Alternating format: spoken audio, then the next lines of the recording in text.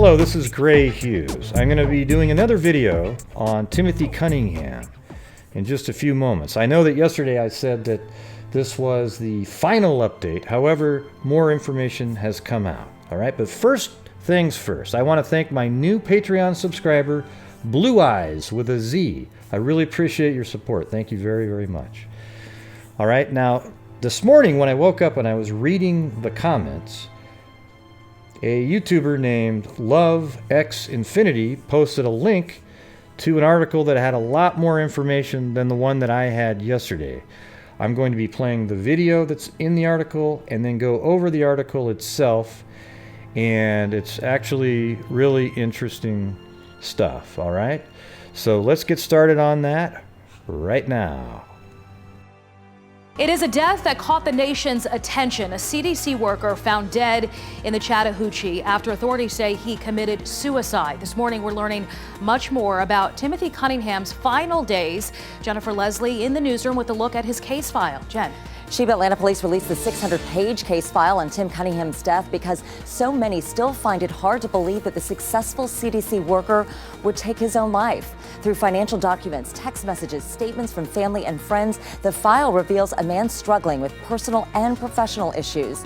He was described as confused and paranoid in the days leading up to his disappearance in February after facing a romantic rejection and missing out on a promotion at work. One of his best friends told police she thought he was suffering a mental breakdown, similar to one he experienced 8 years earlier. But his connection to the CDC has led to skepticism online. Reaction still coming in on our Facebook page this morning. Alice wrote, "Sorry, not buying it." Carol adding that she doesn't believe it either, while others are offering prayers for their family. Cunningham's death was ruled a suicide by drowning. In reaction to the release of the file, his parents told 11 Alive they want their son to rest in peace. So you heard right there in the video that people are still out there saying, "I don't believe it." And the reason there's people like that is because from the very beginning they thought it was a conspiracy. They bought into the whole, oh, he was giving out information that he shouldn't have given out, and they took him out, but now they're making this wild cover-up. And of course, no matter what is found in the investigation, it will not change your mind. That's what you will always believe, and I find that to be very unfortunate. A lot of people say, well, he had never tried to kill himself before. What's going on here? Well, the thing is sometimes people kill themselves the first time, right? And they don't know exactly the mechanism of what put him in the water, but everything they found out in the investigation led them to believe that he killed himself intentionally, which is called suicide. Right now, I'm going to go through the entire article. Missing CDC scientist file, a highly driven man struggling with personal, professional issues. The following is a timeline of Cunningham's last days pieced together by 11 Alive. Show a man dealing with issues both personally and professionally. 2 weeks after authorities ruled a missing Centers of Disease Control worker's death a suicide by drowning, the Atlanta Police Department is releasing their entire case file, hoping to put lingering questions to rest. But of course, the conspiracy theorists will never let this rest. On February 12th, Timothy Cunningham seemingly disappeared after arriving to work, but leaving early after calling out sick. After an intensive search, investigators recovered his body from the Chattahoochee River April 3rd, just a few miles from where he lived. While the medical examiner's office ruled Cunningham's death a suicide by drowning, many questions have lingered since investigators closed their case. On Monday, 11 Alive obtained the case file from detectives trying to piece together what happened to Cunningham. The more than 600 pages of documents, which include financial documents, text messages, and statements from friends, family, and tipsters, build a picture of why investigators came to the conclusion they did, that Cunningham took his own life. A timeline of Cunningham's last days pieced together by 11 Live show a man dealing with issues both personally and professionally. Statements from a number of Cunningham's friends, family, and colleagues say he did seem to be outwardly struggling with demons in the months leading up to his death, but they report he seemed confused and even paranoid in the days leading up to his disappearance. Both his sister and best friend said Tim wanted to start dating again, but may have suffered a recent rejection that also coincided with a passed-over promotion at work. Okay, now that right there is exactly what we were saying in the very first video, that he had two different stressors in his life, his personal and professional life.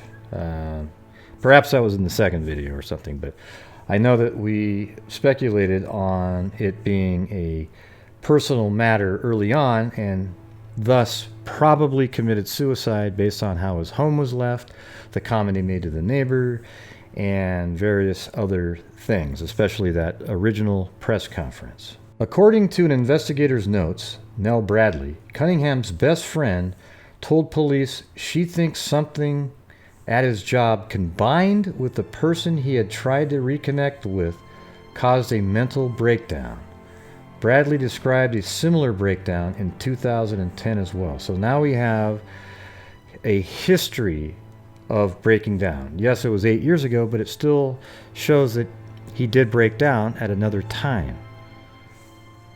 11 Alive's Natasha Lance reached out to Cunningham's parents about the release of the file, but their response was just that they wanted their son to rest in peace. And see, that's one of the problems too.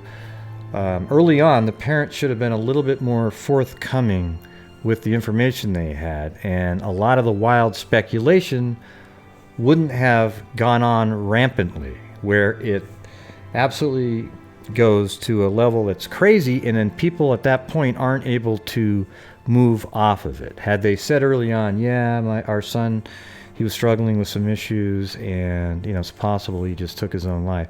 Had they said that, the public wouldn't have gone nuts, all right?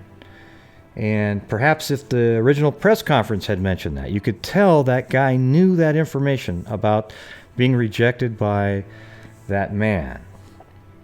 But that wasn't given out, and thus the speculations continue. So I think if law enforcement and family members are a little more honest early on, it would avoid some of these issues. Wednesday, February 7th, Cunningham sends an email to a commander resigning from the Rapid Deployment Force, a group performing duties separate from his agency duties. So he wasn't resigning from his current post, just an extra assignment that he had signed up for. Okay, now I'm going to play this for you using that computer voice, and I'm going to do it for a couple of the documents. All right, so here is the resignation. Dear CDR Dunville, I hope you are well. Please accept this message as notification that I am stepping down from my position with RDF3 as an infection control officer. I have appreciated the opportunities to serve via RDF3 and also your professional guidance and support. It has been an honor to serve for over 5 years with such fine USPHS officers. Please let me know what to expect as far as my transition. If I can be of assistance during this transition, please let me know. I appreciate your time and consideration. Respectfully, Timothy J. Cunningham, SCD, SM, Face Commander, the United States Public Health Service Team Lead, State Chronic Disease Epidemiology Assignee Program Epidemiology and Surveillance Branch Division of Population Health Centers for Disease Control and Prevention. During an interview, the commander in charge told investigators Cunningham called him before submitting the letter to ask about the resignation process and sounded exasperated. Tim felt the recent demands were too much for him to continue being a team member, the commander wrote in an email to investigators. And I will play that right now. Yes, Tim resigned from the USPHS Rapid Deployment Force 3 the Wednesday prior to his disappearance. You may already be aware that our RDF3 is a Tier 1 response team, meaning we should be available to deploy on short notice 1 month every 5 months, and being a member of any Tier 1 team is optioned and apart from our agency duties. Tim called me before sending the email to inquire about the resignation process. I thought he sounded exasperated. In fact, I would have encouraged him to stay on through June, when he would have received a service award, but he sounded too ready to leave.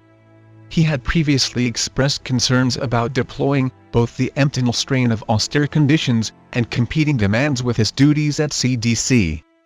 In addition, we had been on alert status from August 25 through December and had recently started mandatory book circles, and Tim felt the recent demands were too much for him to continue being a team member. After Tim sent the email you saw, I forwarded it through our chain of command, and they concurred. We then notified a headquarters in DC. However, I am not sure if his personal records have been updated to make it official, but as far as the team is concerned, he has resigned. Please let me know if I can be of further assistance. Thank you for the work you do. Rich. Thursday, February 8th, Cunningham's superiors tell him he did not get the promotion he was up for. So I think in earlier information, they said he didn't get the promotion the Monday prior, but it doesn't sound like that at all in this case. It's the Thursday just prior to the weekend. All right, so on Friday, February 9th, Cunningham calls out sick from work. A friend of Cunningham sees him at El Bar later that evening. Cunningham was alone. Saturday, February 10th, multiple people reported seeing Cunningham that morning around 9:15 a.m. walking down a trail near Adam and Marietta Drives. All right, so this is where Timothy Cunningham lives, and they saw him on a path near Marietta and Adams, which is this street right here. So I'm pretty sure that this is the path they're talking about right there. Okay, now this is Saturday though, so he hadn't even gone to work on Monday yet, so this has nothing to do with his disappearance, but maybe he was walking around trying to look for a spot that maybe he would take his own life. Because I believe he went into the water off this bridge here, or this bridge right there, this one. On the same day, Cunningham is seen on a surveillance video withdrawing $200 from an ATM at a Publix on Marietta Street. Documents show he used cash to buy an Avion water bottle and probiotics. I'm wondering now if he had irritable bowel syndrome. Maybe that was his chronic disease that he had. I don't know. Later that evening, Cunningham went to Westside Pizza with a friend and had drinks at the factory. The friends then dropped Cunningham off at his home off Harry Brooks Drive, and we have that on Google Earth. He lived right here. That is his house, and I'm showing this again for those who may not have ever seen this. So this was where he lived right there, and apparently he would park his car. It's hard to see, but it's just down this driveway, and then there's a garage door under the house right there. On February 11th, this is the last time Cunningham's father, Terrell, spoke to his son. Terrell described Cunningham as being confused during the conversation, during which the CDC employee accused his father of being controlling. So maybe there's a family dynamic where it made Timothy Cunningham feel like he could never come out, if you will, being attracted to men. And maybe there was a dynamic there that made him feel like he could not do that. On Monday, February 12th at 3:11 a.m., Cunningham blocks his USA banking account. So that's interesting, right? He blocked his account. And this is the same Monday he went missing. So at 3 a.m. in the morning, he did that. Cunningham made a call to his mother, Tijuana, around 7 a.m. before heading off to work. Cunningham made a brief call to his sister, Tiara, during which he mentioned something about buying crystals. However, Tiara told him that she had to go back to work. Tiara said she called back at 7:15 a.m. to talk to him more about the crystals he told her he bought. However, when she brought it up, he said he seemed paranoid and asked how she knew about them. So it's almost like he forgot that he mentioned those crystals to him earlier. He ended the call on an ominous note saying, she would have to figure things out for herself. See right there? That's saying she's going to have to figure it out for herself because he's not going to be alive to help. Cunningham's keycard shows him access the CDC building off Clinton Road around 9 a.m., but around lunchtime, between 1 p.m. and 2:30 p.m., Tim asked to go home early because he wasn't feeling well. Police note, on the same day, Cunningham had had further discussions with his boss, Janet Croft, to discuss the promotion he did not get. On Wednesday, February 14th, Tim Cunningham is reported missing. So 2 days after he went missing to the family, he was then reported missing officially to the police. And he was reported by his mother. Tijuana told police she and her husband drove down from their home in Maryland after they didn't hear from their son, something they described as abnormal. So apparently he called them often. When they got there around 7:15 a.m., they found most of Cunningham's belongings still at the home, including his cars, wallet, watch, and credit cards. They also found his dog, which hadn't been let out in days and had messed the floor inside the home. Tijuana told police her son didn't keep a clean home. Therefore, she and her husband cleaned up the house. At 3:05 p.m., police arrived and Cunningham's parents took him to the garage where his SUV was still parked, along with several garbage bags of clothing given to him by his parents. During investigators' sweep of the home, they found 2 bookcases with framed photos. Only 2 of those were turned upside down.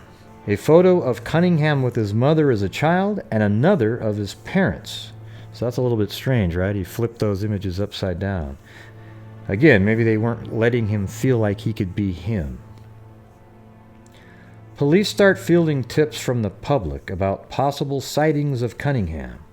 One report says a tipster spoke with someone outside a Best Buy on Caroline Street who was asking for money. The man said he wasn't a bum, needed money for gas, and that he worked at the CDC. The tipsters... Thursday, February 15th, police start fielding tips from the public about possible sightings of Cunningham. One report says a tipster spoke with someone outside a Best Buy on Caroline Street who was asking for money.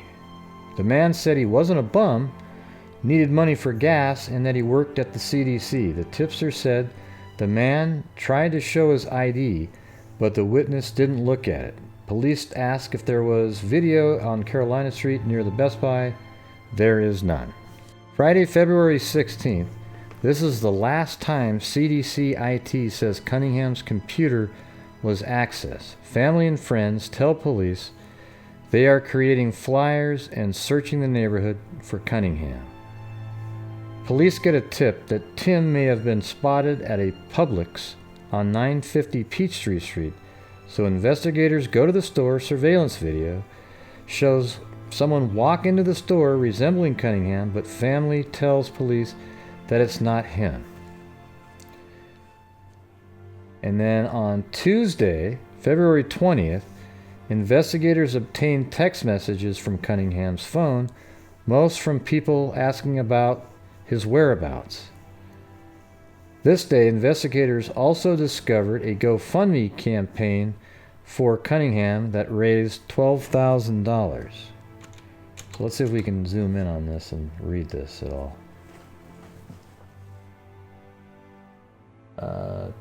Westlake High School, I heard that you were missing and I'm worried about you. I'm praying for your return. Hey boo, somebody wrote. Hey Tim, reaching out to see if you're okay. And these are all text messages from people on his phone. That's interesting. Wednesday, February 21st, police fly a search helicopter over Tim's residence and surrounding area. Police canvass the trails near Cunningham's home in hopes finding any clues. They do not. Police speak to Nell Bradley, a best friend of Cunningham's. They ask her about her thoughts on Tim's disappearance and tell them that she thinks Tim may be somewhere that he doesn't want to be found. She told police she believes the promotion and failed attempts to reconnect with someone from his past caused a mental breakdown. She mentions a previous breakdown in 2010, but doesn't elaborate. And again, that shows that he had the previous instance of a breakdown. Saturday, March 3rd, police conduct a massive search of the University Park area. March 6th, on a Tuesday, the reward for information in Cunningham's disappearance grows to $15,000. Tuesday, April 3rd, authorities get a call around 9 p.m. to respond to Donald Lee Hollowell near I-285 northbound for calls of a body. There they met two people at a racetrack gas station on Veterans Memorial who told police they spotted a body on the river. The detectives assigned to Cunningham's case gets a call a man had been pulled from the river by Atlanta Fire and Rescue. The detective is told it was possibly Cunningham based on a tattoo on the man's right ankle that was similar to the one the missing man had. And this is that location. I actually do have this on Google Earth as well. And it's very, very close to the home. It's right in this area. Right here.